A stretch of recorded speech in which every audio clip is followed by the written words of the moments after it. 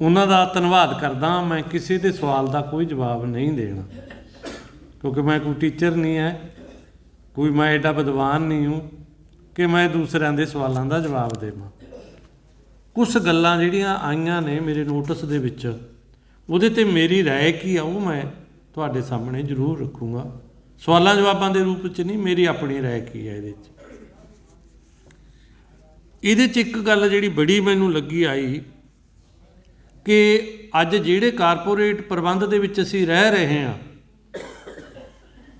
और जिहदा कंट्रोल करन दा काफ़ी वड्डा जिहड़ा हथियार आ वो मार्केट आ, मंडी आ। वो मंडी दीयां शक्तियां नाल मुकाबला किवें कीता जाऊगा, ये सवाल काफ़ी इंपोर्टेंट है। ਉਹਦੇ 'ਚ ਇਹ देखो कि ਜਦੋਂ ਅਸੀਂ ਕੁਦਰਤੀ खेती वाले रस्ते ਦੇ ਵਿੱਚ ਪਵਾਂਗੇ ਤਾਂ ਉਹਨਾਂ ਸ਼ਕਤੀਆਂ ਨਾਲ ਮੁਕਾਬਲਾ ਸਾਡਾ ਹੋਊਗਾ, ਇਹਦੇ 'ਚ ਕੋਈ ਦੋ ਰਾਏ ਨਹੀਂ। और ਉਹਦਾ ਮੁਕਾਬਲਾ ਕੋਈ ਕੱਲਾ ਕਹਿਰਾ ਕਿਸਾਨ, ਜਿਵੇਂ ਕੱਲਾ ਇਹ ਗੱਲ ਵੀ ਆਈ ਹੈ ਵੀ ਕੋਈ ਕੱਲਾ ਕਹਿਰਾ ਕਿਸਾਨ ਕੁਦਰਤੀ खेती नहीं कर सकता, ਐਸੇ ਤਰ੍ਹਾਂ ਕੋਈ ਕੱਲਾ ਕਹਿਰਾ ना स्टेट ना कोई किसान ना कोई परिवार उन्हां मंडी वालियां शक्तियां का मुकाबला नहीं कर सकता। ਉਹਦੇ ਲਈ ਜਿਹੜੀ मैं ਪਹਿਲਾਂ भी गल कही सी कि सानू एक कोऑपरेटिव प्रबंध उसारना पऊगा और वो कोऑपरेटिव सिस्टम राही उन्हां मंडी वालियां शक्तियां का असीं बाखूबी मुकाबला कर सकते हैं। ਜਿਹੜੇ कुछ लोग जिवें रवि जाट जी ने कहा सीगा कि यार जे आपां प्रैक्टिकल करके दिखाईए, बहुत सारे लोग जिहड़े मैनूं जाणदे ने अंदर बैठे ने, गुरमेल सिंह जी बैठे आ गुणी क्याले, ये दो काम करते हैं। एक कुदरती खेती भी करते हैं और चंडीगढ़ के विच मंडी वाली शक्तियों का मुकाबला भी करते हैं और कंपीटीशन के विच इन्हां दा प्रोडक्ट आ जिहड़ा वो अगे आ। कोई भी मंडी की शक्ति हजे तक साडे उन्हां प्रोडक्टां नूं जिहड़े गुरमेल सिंह नूं एक ग्रुप बना के दे दिंदा, ਉਹਦਾ मुकाबला नहीं होया किसी तो अजे तक। ये ਤੁਹਾਡੇ सामने एक प्रैक्टिकल उदाहरण आ। इस करके अगर ये जरूरत आ कि ये कल्ले मेरी जां किसी दो चार बंदियां की जरूरत नहीं हैगी कुदरती खेती, ये साडे समाज की जरूरत आ। अगर साडी भोजन सिक्योरिटी की असीं गल करदे हां, खुराक सुरੱਖਿਆ की गल करदे हां, ਤਾਂ ਹੁਣ ਆਉਣ ਵਾਲੇ ਸਮੇਂ ਦੇ ਵਿੱਚ ਇਹ खेती दुनिया के लोगों की खुराक सुरੱਖਿਆ नहीं कर सकती। ਉਹਦੀਆਂ बहुत सारिया गल्लां प्रैक्टिकल बहुत सारे साथियों ने दसियां ने कि पालक भी इन्ना जहरीला हो गया कि बंदा हॉस्पिटलाइज करना पैंदा और कणक भी इन्नी जहरीली हो गई, लोगों को बीट एलर्जी हो गई। मैं तुहानूं एक छोटी जी एक एग्जांपल दिना कि गुरमेल सिंह बैठे ने, इन्हां कोल कोई घरे समान लैन आ गया और उन्हां दा बेटा उन्हां दे नाल छोटी बेटा सीगा। इन्हां ने किते घरे कहता भी चलो, उन्होंने कहते भी चाह पीओगे, वो कहते ना चाह नहीं पीनी, बस असीं तां समान लेके मुड़ना, सानूं जल्दी आ। इन्हां ने किते घरे कहता मैडम नूं भी दुੱਧ बना दिओ, इन्हां नूं ऐसी भी चलो चाह नहीं पींदे होणगे दुੱਧ पी लैणगे। दुੱਧ बन के आ गया, वो कहते भी नहीं ये दुੱਧ बेटे नूं नहीं देना। ये कहते की गल, कहना यार इहनूं तां दुੱਧ तो एलर्जी आ। ये कहते यार दुੱਧ तो नहीं एलर्जी हुंदी, जहरीले दुੱਧ तो एलर्जी हुंदी है, तू इनू पिया दे, इनू कुछ नहीं हुंदा। वो कहते यार हुणे आपां नूं इत्थों नाभे जां पटियाले ले जाना पऊ। ये कहना भी मेरे जेब च 10,000 रुपया आ खड़ी है गड्डी, ठीक, जे इनू कुछ हो गया तू कोई खर्च नहीं करना, मैं आपे ले जाऊँ, तू प्रॉब्लम नहीं है भी यार जवाक नूं तू दुੱਧ पिया। जाने इन्हां दी कह कहाई च वो बच्चे ने दुੱਧ पी लिया और ਉਹਦੇ ਮੂੰਹ कदी देखी गई भी इन्ने चिर तैनूं कुछ ना कुछ हो जाना सी, ਉਹਨੂੰ की होना सी। अगले दिन वो डोलू लेके आ गए जी, ऐं करो भी सानूं तां दुੱਧ दिओ, साडा तां जवाक हो जिहा दुੱਧ मंगदा। ये कहते ये गल झूठ, जे भाई आपदे जवाक नूं बिना जहर वाला दुੱਧ पिआउणा तां पैदा करो। ये लिहाज नहीं हैगी, वो तो बस कल वाली सी लिहाज, इदों अगली लिहाज नहीं हैगी।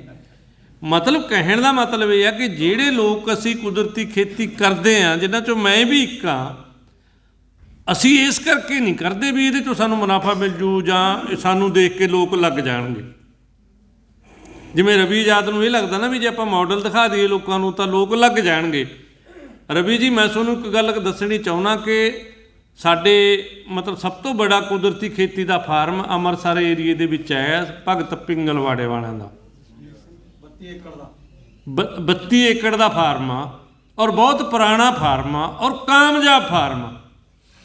ਉਹਨੂੰ ਬਹੁਤ ਦੂਰੋਂ ਦੂਰੋਂ ਰਵੀ ਜਾਤਾ ਦੇਖਣ ਵਗ ਜੂ, ਪਰ ਕੋਈ ਉੱਥੋਂ ਲੋਕਲ ਵਾਲਾ ਜਿਹੜਾ ਲਵੇ ਲਾਉਣੇ ਵਾਲਾ ਇੱਕ ਨਹੀਂ ਜਾਂਦਾ। ਇੱਕ ਮੈਂ ਜਿਹੜੇ ਉਹਨਾਂ ਦੇ ਇੰਚਾਰਜ ਨੇ ਉਹਨਾਂ ਨੂੰ ਕਹਿਣ ਲੱਗਿਆ, ਮੈਂ ਯਾਰ ਅਸੀਂ ਗਏ ਉਹਨਾਂ ਦਿਨਾਂ 'ਚ ਪਰਾਲੀ ਨੂੰ ਅੱਗ ਲਾਉਣ ਜਿਹਦਾ ਟਾਈਮ ਸੀਗਾ, ਅਤੇ ਮੈਂ ਤੂੰ ਆ ਜਾ ਬਾਹਲੀ ਨਿਕਲੀ ਜਾਂਦਾ ਯਾਰ, ਇਹ ਆਪਣੀ ਕੋਈ ਮੰਨਦਾ ਨਹੀਂ। ਉਹ ਕਹਿੰਦੇ ਜੀ ਅਸੀਂ ਤਾਂ ਇਹ ਕਹਿ ਕੇ ਮਰ ਗਏ ਵੀ ਸਾਰੀ ਮਸ਼ੀਨਰੀ ਪਈ ਹੈ ਯਾਰ, ਇਹ ਲੈ ਜਾਓ।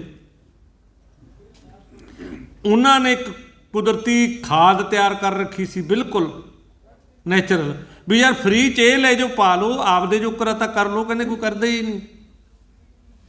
ਗੁਰਮੇਲ ਸਿੰਘ ਨੂੰ ਲੋਕ ਪਹਿਲਾਂ ਪਾਗਲ ਕਹਿੰਦੇ ਰਹੇ, ਫਿਰ ਘਰਦਿਆਂ ਨੇ ਅੱਡ ਕਰਤਾ ਇਹ, ਫਿਰ ਇਹਦੀ ਜਨਾਨੀ ਵੀ ਇਹਦੇ ਨਾਲ ਲੜ ਪਈ, ਇਕੱਲੇ ਹੀ ਰਹਿ ਗਿਆ। ਪਰ ਇਹ ਕਹਿੰਦਾ ਮੈਂ ਨਹੀਂ ਹਟਣਾ। ਹੁਣ ਸਾਰਾ ਟੱਬਰ ਇਹਦੇ ਮਗਰ ਇੱਕ ਪ੍ਰੈਕਟਿਸ ਤੋਂ ਬਾਅਦ, ਪਰ ਪਿੰਡ ਦਾ ਇੱਕ ਬੰਦਾ ਇਹਦੇ ਅਜੇ ਤੱਕ ਕੁਦਰਤੀ ਖੇਤੀ ਨਹੀਂ ਕਰਦਾ। ਮੈਂ 2008 ਤੋਂ ਲੱਗਿਆ ਹੋਇਆ, ਇੱਕ ਬਿੱਗੇ ਦੀ ਖੇਤੀ ਨਹੀਂ ਕਰਾ ਸਕਿਆ ਮੈਂ ਪਿੰਡ 'ਚ। ਮੈਂ ਸਾਡੇ ਗੁਰਦੁਆਰੇ ਜਾਣ ਲੱਗ ਗਿਆ, ਹੁਣ ਤਾਂ ਮੈਂ ਪਹਿਲਾਂ ਤਾਂ ਘੱਟ ਹੀ ਜਾਂਦਾ ਸੀ, ਮੈਂ ਕਾਮਰੇਡ ਜ਼ਿਆਦਾ ਪੱਕਾ ਸੀ ਥੋੜ੍ਹਾ ਜਿਹਾ। ਮੈਂ ਜਿਹੜੇ ਸਾਡੇ ਨਵੇਂ ਜਿਹੇ ਨੌਜਵਾਨ ਮੁੰਡੇ ਸੀ ਜਿਹੜੇ ਅੰਮ੍ਰਿਤਧਾਰੀ ਸੀ, ਇੱਕ ਦਿਨ ਉਹਨਾਂ ਨੂੰ ਕਿਹਾ ਸੰਗਰਾਮ ਤੋਂ ਬਾਅਦ, ਮੈਂ ਕਿਹਾ ਯਾਰ ਆਪਾਂ ਬੈਠੋ, ਤੁਹਾਡੇ ਨਾਲ ਗੱਲ ਕਰਨੀ ਹੈ। ਮੈਂ ਉਹਨਾਂ ਨੂੰ ਬਿਠਾ ਵੀ ਲਿਆ ਔਰ ਉਹਨਾਂ ਨੂੰ ਮੈਂ ਇਹ ਸਾਰੀ ਗੱਲ ਦੱਸੀ ਵੀ ਯਾਰ ਐਵੇਂ ਬਾਬੇ ਨਾਨਕ ਦਾ ਨਾਂ ਨਾਲ ਜਪਣ ਨਾਲ ਨਹੀਂ ਕੁਛ ਹੁੰਦਾ, ਉਹਦੇ ਵਾਲੀ ਕਰਕੇ ਤਾਂ ਦੇਖੋ ਨਾ।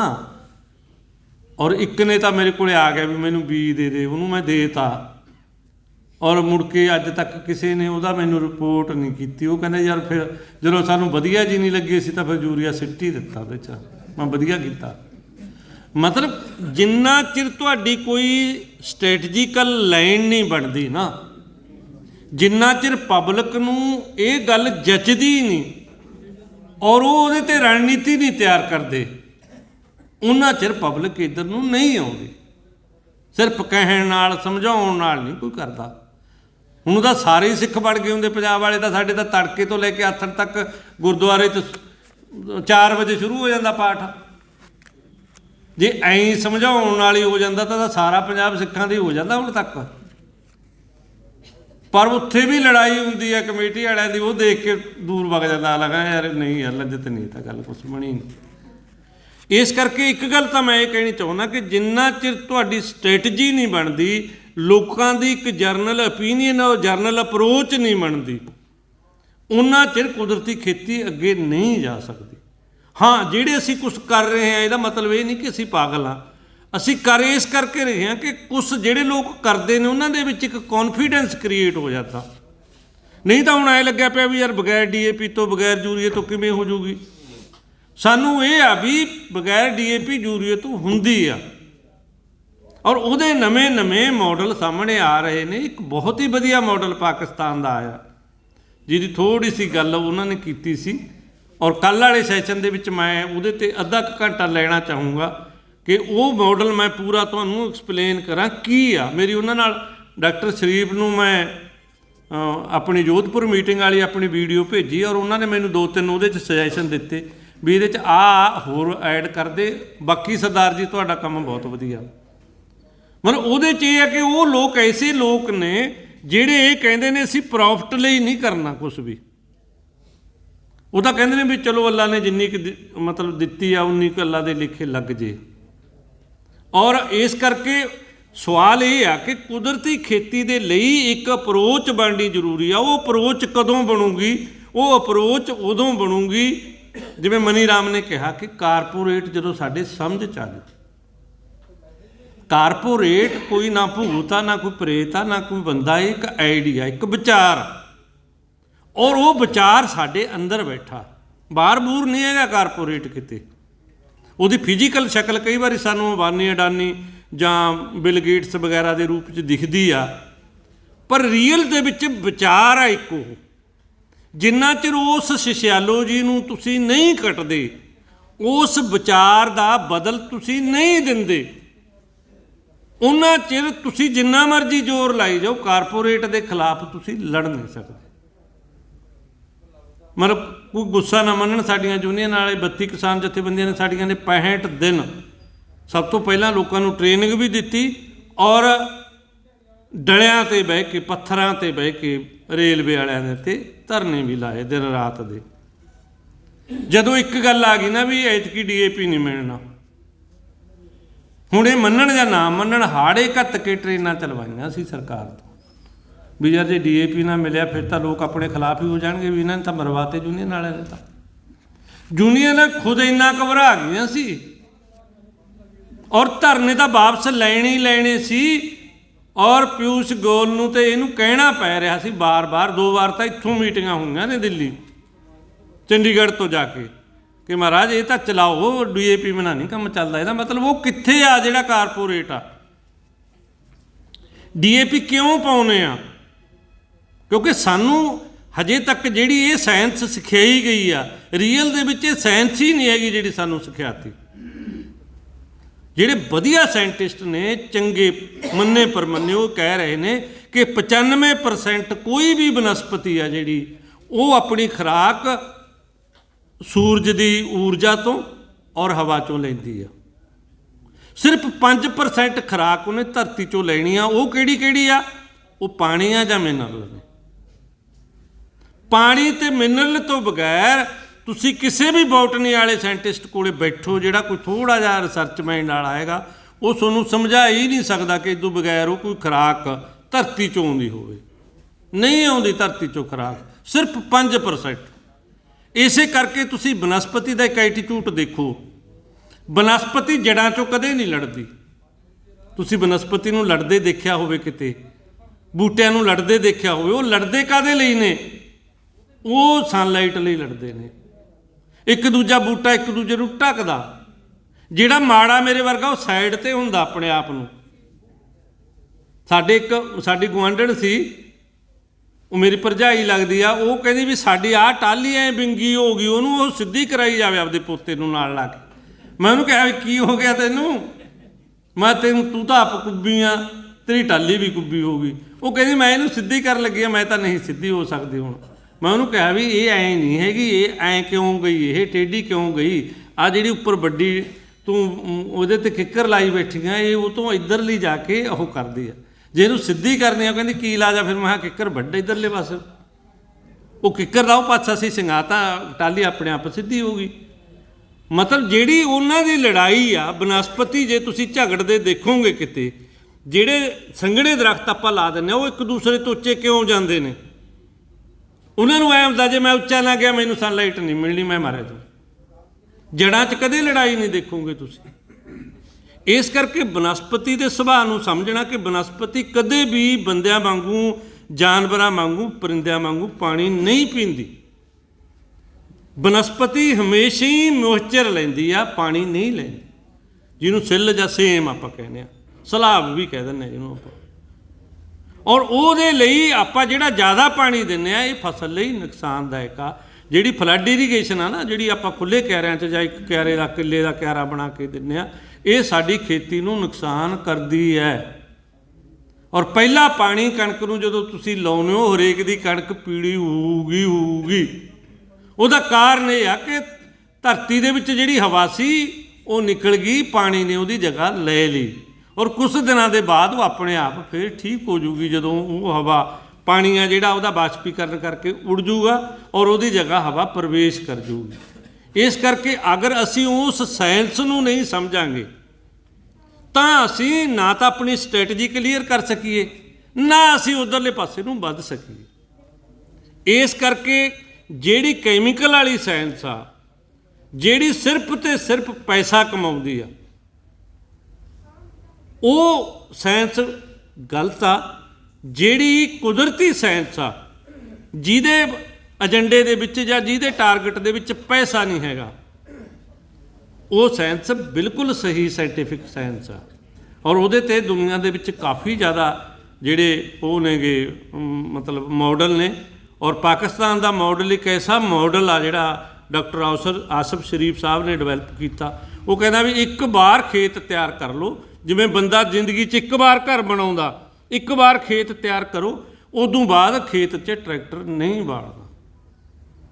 ਬਸ ਫਿਰ ਇਹ ਆ ਵੀ ਬੈੱਡ ਪਲਾਂਟਿੰਗ ਤੇ ਆਪਣੀ ਜੋ ਲਾਉਂਦੇ ਜਾਓ ਫਸਲ ਔਰ ਕੱਟਦੇ ਜਾਓ, ਔਰ ਜੋ ਉਹਦਾ ਰਾ ਮਟੀਰੀਅਲ ਉਹ ਤਾਂ ਕਹਿੰਦਾ ਵੀ ਕੋਈ ਤੁਹਾਨੂੰ ਜਿਵੇਂ ਸਾਡੇ ਵਾਲੇ ਨੇ ਵੀ ਜੀ ਜੀਵ ਅੰਮ੍ਰਿਤ ਬਣਾ ਲਓ ਜੀ, ਗਨ ਅੰਮ੍ਰਿਤ ਬਣਾ ਲਓ, ਫਲਾਨਾ ਜਿਹੜੇ ਸੁਭਾਸ਼ ਪਾਲੇਕਰ ਵਾਲੇ ਆ ਜਾਂ ਗਊਆਂ ਵਾਲਾ ਕੰਮ ਆ, ਉਹ ਕਹਿੰਦਾ ਬਿਲਕੁਲ ਹੀ ਲੋੜ ਨਹੀਂ ਤੁਹਾਨੂੰ ਕਿਸੇ ਹੋਰ ਰਾ ਮਟੀਰੀਅਲ ਦੀ, ਤੁਹਾਡਾ ਰਾ ਮਟੀਰੀਅਲ ਤੁਹਾਡੇ ਅੰਦਰ ਆ। ਉਹ ਕਹਿੰਦਾ ਮਲਚਿੰਗ ਕਰੋ, ਮਲਚਿੰਗ ਭਾਵੇਂ ਲਿਵਿੰਗ ਕਰ ਲਓ ਚਾਹੇ ਡੈੱਡ ਕਰ ਲਓ, ਜਿਹੜੀ ਜ਼ਮੀਨ ਤੋਂ ਤੁਸੀਂ ਪੈਦਾਵਾਰ ਲੈਣੀ ਆ ਉਹਦਾ 1 ਇੰਚ ਵੀ ਆ ਜਿਹੜਾ ਉਹ ਮਤਲਬ ਬਿਨਾਂ ਢਕੇ ਤੋਂ ਨਹੀਂ ਰਹਿਣਾ ਚਾਹੀਦਾ। ਜਿਹਨੂੰ ਅਸੀਂ ਨਦੀਨ ਕਹਿੰਦੇ ਆ, ਉਹਦੇ 'ਚ ਜਿਹੜੀ ਸਾਇੰਸ ਆ ਉਹ ਕਹਿ ਰਹੀ ਹੈ ਵੀ ਇਹ ਨਦੀਨ ਨਹੀਂ, ਇਹ ਧਰਤੀ ਦਾ ਕੱਪੜਾ। ਤੁਸੀਂ ਕਿਤੇ ਕੁਛ ਨਾ ਕਰੋ, ਖੇਤ ਨੂੰ ਖੁੱਲ੍ਹਾ ਛੱਡ ਦਿਓ, ਕੋਈ ਉਹਦੇ 'ਚ ਕੋਈ ਟਰਾਈ ਨਾ ਕਰੋ, ਆਪਣੇ ਆਪ ਨਦੀਨ ਆਉਣਗੇ, ਜ਼ਮੀਨ ਨੂੰ ਢੱਕ ਲੈਣਗੇ, ਉਹਨੂੰ ਕੱਪੜਾ ਮਿਲ ਜੂਗਾ। ਇਸ ਕਰਕੇ ਧਰਤੀ ਮਾਂ ਦੇ ਬਿਸਤਰੇ ਨੂੰ ਉਹਨੂੰ ਮਤਲਬ ਉਹਦਾ ਕੱਪੜਾ ਲਾਉਣਾ, ਇਹ ਉਹਦੀ ਜ਼ਮੀਨ ਦੇ ਖਿਲਾਫ ਜਾਂਦਾ। ਔਰ ਧਰਤੀ ਦੇ ਟੈਂਪਰੇਚਰ ਨੂੰ ਕਿਵੇਂ ਮੇਨਟੇਨ ਕਰਨਾ, ਉਹਦੇ 'ਚ ਸਿੱਲ ਨੂੰ ਕਿਵੇਂ ਮੇਨਟੇਨ ਕਰਨਾ, ਇਹ ਚੀਜ਼ ਦੇ ਨਵੇਂ ਸਾਇੰਟੀਫਿਕ ਤਰੀਕੇ ਆ ਗਏ, ਜਿਨ੍ਹਾਂ ਨੂੰ ਵਰਤ ਕੇ ਆਪਾਂ ਨੂੰ ਉਹਨੂੰ ਅੱਗੇ ਵਧਾਉਣ ਦੀ ਜ਼ਰੂਰਤ ਹੈ। ਸੋ ਇੱਕ ਗੱਲ ਜ਼ਰੂਰੀ ਹੈ ਕਿ ਸਟੇਟ ਦਾ ਰੋਲ ਕੀ ਹੋਵੇ। ਉਹਦੇ 'ਚ ਮੈਂ 2 ਗੱਲਾਂ ਕਹੀਆਂ ਸੀ, ਸ਼ਾਇਦ ਮੈਂ ਉਹ ਤੁਹਾਡੇ ਧਿਆਨ 'ਚ ਦੁਬਾਰਾ ਲਿਆਉਣਾ ਚਾਹੁੰਦਾ ਕਿ ਇੱਕ ਤਾਂ ਇਹ ਹੈ ਕਿ 50% ਬਜਟ ਸਾਨੂੰ ਚਾਹੀਦਾ, ਇਹਦੇ ਲਈ ਸਾਨੂੰ ਫਾਈਟ ਕਰਨੀ ਪੈਣੀ ਆ ਸਟੇਟ ਨਾਲ, ਇੱਕ ਗੱਲ। ਦੂਸਰਾ ਸਟੇਟ ਦਾ ਰੋਲ ਇਹ ਹੋਣਾ ਚਾਹੀਦਾ ਕਿ ਪੂਰੇ ਪਿੰਡ 'ਚ ਪੇਂਡੂ ਭਾਈਚਾਰੇ ਨੂੰ ਸੋਸ਼ਲ ਸਿਕਿਉਰਿਟੀ ਪ੍ਰੋਵਾਈਡ ਹੋਣੀ ਚਾਹੀਦੀ ਹੈ। ਸਮਾਜਿਕ ਸੁਰੱਖਿਆ ਦਾ ਮਤਲਬ ਇੱਥੇ ਇਹ ਨਹੀਂ ਵੀ 1000 ਰੁਪਈਆ ਪੈਨਸ਼ਨ ਦੇ ਦਿਓ, 2000 ਰੁਪਈਆ ਪੈਨਸ਼ਨ ਦੇ ਦਿਓ। ਸਮਾਜਿਕ ਸੁਰੱਖਿਆ ਦਾ ਮਤਲਬ ਆ ਕਿ ਹਰ ਇਨਸਾਨ ਨੂੰ ਸ਼ੁੱਧ ਹਵਾ, ਸ਼ੁੱਧ ਪਾਣੀ, ਖਾਣ ਵਾਲਾ ਭੋਜਨ, ਕੱਪੜਾ, ਮਕਾਨ, ਫ੍ਰੀ ਐਜੂਕੇਸ਼ਨ ਔਰ ਸਿਹਤ ਸਹੂਲਤਾਂ, ਇਹ ਸਭ ਦਾ ਬੁਨਿਆਦੀ ਅਧਿਕਾਰ ਬਣਨਾ ਚਾਹੀਦਾ। ਅਗਰ ਇਹ ਚੀਜ਼ਾਂ ਕਿਸੇ ਇਨਸਾਨ ਨੂੰ ਮਿਲ ਜਾਣਗੀਆਂ ਤਾਂ ਉਹ ਜ਼ਿਆਦਾ ਪੈਸੇ ਵਾਲੇ ਚੱਕਰ ਦੇ ਵਿੱਚ ਨਹੀਂ ਪਊਗਾ, ਕਿਉਂਕਿ ਅੱਜ ਤਾਂ ਅਸੀਂ ਪੈਸੇ ਦੇ ਵਿੱਚ ਸੋਸ਼ਲ ਸਿਕਿਉਰਿਟੀ ਦੇਖਦੇ ਹਾਂ। ਜੇ ਅਸੀਂ ਇਹ ਚੀਜ਼ ਕਰਾਂਗੇ ਤਾਂ ਸਾਨੂੰ ਸਮਾਜ ਦੇ ਵਿੱਚ ਸੋਸ਼ਲ ਸਿਕਿਉਰਿਟੀ ਮਿਲੂਗੀ। ਸੋ ਕੁਛ ਗੱਲਾਂ ਸੀ ਜਿਹੜੀਆਂ ਇਹ, ਜਿਵੇਂ ਪ੍ਰਧਾਨ ਜੀ ਨੇ ਕਿਹਾ ਸੀ ਵੀ ਪਰਾਲੀ ਆ ਜਿਹੜੀ, ਉਹਨੇ ਬੰਦੇ ਨੇ ਇੱਕ ਬੀਜ ਤਾਂ ਦਿੱਤੀ ਵੀ ਜੇ ਚੂਹਿਆਂ ਤੋਂ ਬਚਾ ਗਿਆ ਫਿਰ ਤਾਂ ਤਕੜਾ। ਮੇਰੀ ਆਸਫ ਸ਼ਰੀਫ ਸਾਹਿਬ ਨਾਲ ਗੱਲ ਹੋਈ ਕਿ ਜਿੱਥੇ ਅਸੀਂ ਮਲਚਿੰਗ ਕਰਦੇ ਹਾਂ ਚੂਹੇ ਬਹੁਤ ਆਉਂਦੇ ਨੇ, ਉਹ ਕਹਿੰਦਾ ਵੀ 1 ਸਾਲ 2 ਸਾਲ ਤਾਂ ਦੇਖੋ ਤੁਹਾਨੂੰ ਪ੍ਰੋਬਲਮ ਆਊਗੀ ਇਹ, ਫਿਰ ਉਸ ਤੋਂ ਬਾਅਦ ਕਹਿੰਦੇ ਵੀ ਉੱਥੇ ਨਾਲੇ ਤਾਂ ਨਿਓਲੇ ਆ ਜਾਣਗੇ, ਚੂਹਿਆਂ ਨੂੰ ਖਾਣ ਵਾਲਾ ਬਹੁਤ ਸਮਾਨ ਆਪਣੇ ਆਪ ਹੀ ਆ ਜੂ, ਕਹਿੰਦੇ ਤੁਹਾਨੂੰ ਫਿਕਰ ਕਰਨ ਦੀ ਲੋੜ ਨਹੀਂ। ਨੇਚਰ ਨੇ ਹਰੇਕ ਚੀਜ਼ ਬਣਾਈ ਹੈ, ਜੇ ਚੂਹਾ ਬਣਾਇਆ ਬਿੱਲੀ ਵੀ ਬਣਾਈ ਹੈ, ਜੇ ਚੂਹਾ ਬਣਾਇਆ ਤਾਂ ਨਿਓਲਾ ਵੀ ਬਣਾਇਆ, ਠੀਕ ਹੈ, ਜੇ ਬੱਕਰੀ ਬਣਾਈ ਹੈ ਸ਼ੇਰ ਵੀ ਬਣਾਇਆ। ਮਤਲਬ ਕੁਦਰਤ ਦੇ ਵਿੱਚ ਸਾਰੀਆਂ ਚੀਜ਼ਾਂ ਨੇ ਜਿਹੜੀਆਂ ਉਹਨੂੰ ਬੈਲੈਂਸ ਕਰਨ ਦਾ ਇੱਕ ਹੈ ਤਰੀਕਾਕਾਰ। ਕੁਦਰਤ ਨੇ ਸਾਰੀਆਂ ਚੀਜ਼ਾਂ ਨੂੰ ਬੈਲੈਂਸ ਕਰਨ ਦੀ ਕੋਸ਼ਿਸ਼ ਕੀਤੀ ਹੋਈ ਆ। ਇਹੀ ਕਾਰਨ ਆ ਜਿਹੜਾ ਅਸੀਂ ਕਹਿੰਦੇ ਹਾਂ ਕਿ ਪੈਸਟੀਸਾਈਡ ਦੀ ਲੋੜ ਕਿਉਂ ਨਹੀਂ, ਕਿਉਂਕਿ 15% ਪੈਸਟ ਨੇ ਜਿਹੜੇ ਉਹ ਸ਼ਾਕਾਹਾਰੀ ਨੇ, 85% ਪੈਸਟ ਨੇ ਜਿਹੜੇ ਉਹ ਮਾਸਾਹਾਰੀ ਨੇ। ਜਿਹੜੀ ਸਾਡੀ ਫਸਲ ਨੂੰ ਖਰਾਬ ਕਰਨ ਵਾਲੇ ਨੇ ਉਹ 15 ਨੇ, ਜਿਹੜੇ ਉਹਨਾਂ ਨੂੰ ਖਾਣ ਵਾਲੇ ਨੇ ਉਹ 85 ਨੇ। ਇਹ ਕੰਮ ਤਾਂ ਕਰਦੇ ਆ ਜੇ ਅਸੀਂ ਉਸ ਕੁਦਰਤੀ ਜਿਹੜਾ ਪੈਸਟ ਮੈਨੇਜਮੈਂਟ ਦਾ ਸਰਕਲ ਆ ਉਹਨੂੰ ਡਿਸਟਰਬ ਨਹੀਂ ਕਰਦੇ ਜ਼ਹਿਰਾਂ ਪਾ ਕੇ, ਕਿਉਂਕਿ ਜਿਹੜਾ ਸ਼ਿਕਾਰੀ ਆ ਉਹਦਾ ਉੱਪਰ ਬਹਿੰਦਾ, ਜਿਹਦਾ ਸ਼ਿਕਾਰ ਹੋ ਰਿਹਾ ਉਹ ਲੁਕ ਕੇ ਰਹਿੰਦਾ।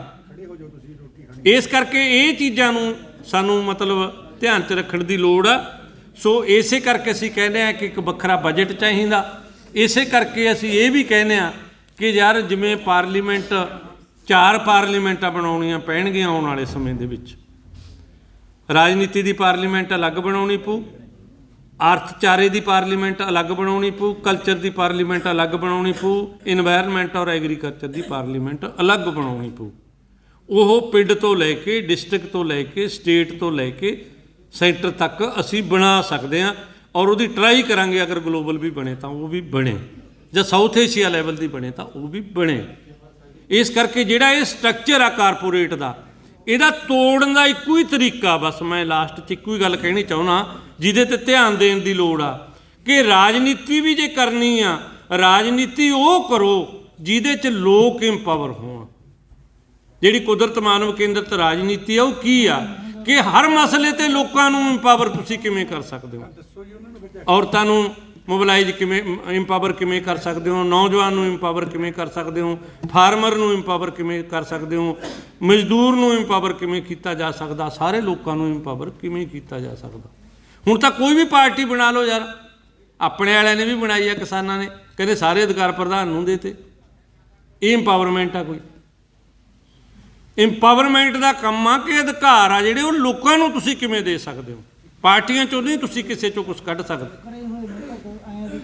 ਇਸ ਕਰਕੇ ਇਹੀ ਚੱਕਰ ਆ ਵੀ ਇਹੀ ਬੇਨਤੀ ਕਰਨਾ ਚਾਹੁੰਦੇ ਹਾਂ ਅਸੀਂ ਕਿ ਇਹ ਇੱਕ ਜਿਹੜੀ ਫਿਲਾਸਫੀ ਦੀ ਅਸੀਂ ਗੱਲ ਕਰ ਰਹੇ ਹਾਂ, ਇਹ ਮਾਰਕਸਵਾਦ ਤੋਂ ਅੱਗੇ ਡਿਵੈਲਪ ਹੋਈ ਫਿਲਾਸਫੀ ਆ। ਕਿਉਂਕਿ ਪਹਿਲਾਂ ਅਸੀਂ ਸਾਰੇ ਮਾਰਕਸਵਾਦੀ ਵੀ ਸੀ, ਮਾਓਵਾਦੀ ਵੀ ਰਹੇ ਹਾਂ, ਮਾਰਕਸਵਾਦੀ ਵੀ ਰਹੇ ਹਾਂ, ਸਭ ਕੁਛ ਰਹੇ ਹਾਂ। ਇਹਨਾਂ ਨੂੰ ਤਾਂ ਪਤਾ, ਕੁਲਵੰਤ ਹੋਰਾਂ ਨੂੰ ਤਾਂ, ਇਹ ਵੀ ਸਾਡੇ ਨਾਲ ਰਹੇ ਨੇ ਇੱਕ ਸਟੇਜ ਤੱਕ, ਫਿਰ ਅਸੀਂ ਉਦੋਂ ਅੱਗੇ ਲੰਘ ਗਏ। ਹੁਣ ਇਹਨਾਂ ਨੂੰ ਇਹ ਲੱਗ ਗਿਆ ਵੀ ਯਾਰ ਸ਼ਾਇਦ ਇਹ ਇਨਕਲਾਬ ਨਹੀਂ ਕਰਨਗੇ, ਵੀ ਇਹ ਤਾਂ ਯਾਰ ਸੁਧਾਰਵਾਸੀ ਜਾਂ ਵਾਤਾਵਰਨ ਪ੍ਰੇਮੀ ਜੇ ਹੋ ਗਏ, ਐਂ ਜੇ ਹੋ ਗਏ। ਇਹ ਗੱਲ ਨਹੀਂ ਹੈਗੀ।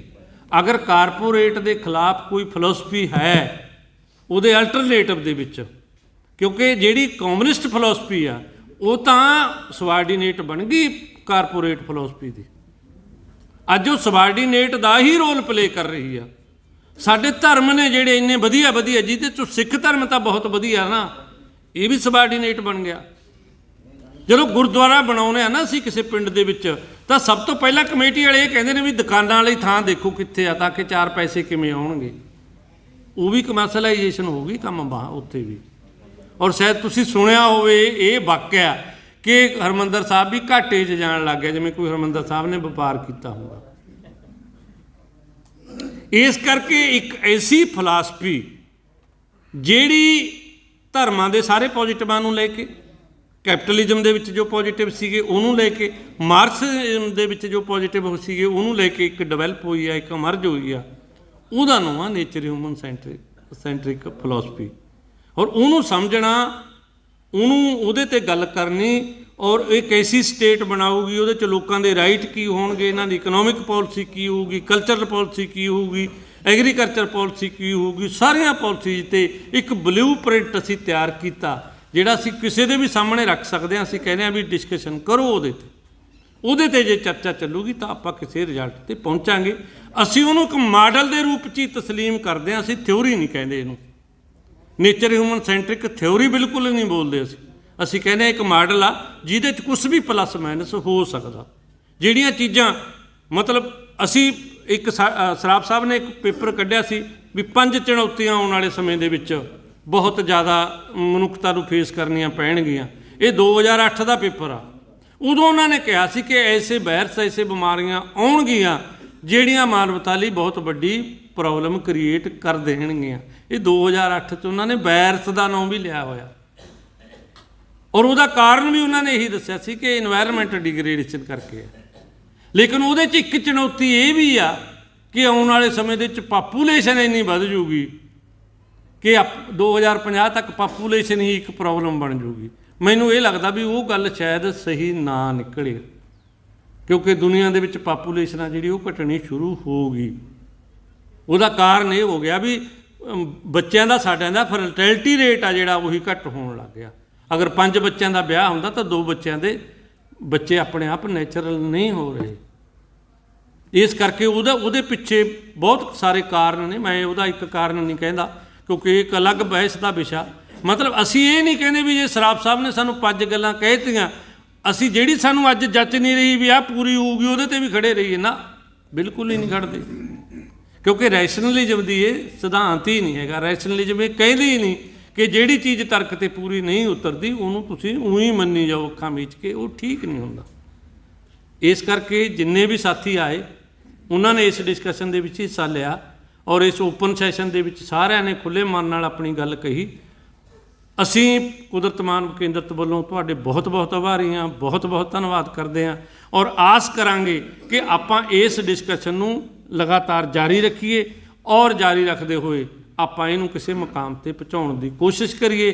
ਆਪਣੀਆਂ ਜਿੰਨੀਆਂ ਵੀ ਥੋੜ੍ਹੀਆਂ ਮੋਟੀਆਂ ਆਪਣੀਆਂ ਕੋਈ ਦੂਰੀਆਂ ਨੇ ਉਹਨਾਂ ਨੂੰ ਨੇੜੇ ਲਾਉਣ ਦੀ ਟਰਾਈ ਕਰੀਏ। ਇੰਨਾ ਕਹਿੰਦਾ ਹੋਇਆ ਮੈਂ ਧੰਨਵਾਦ।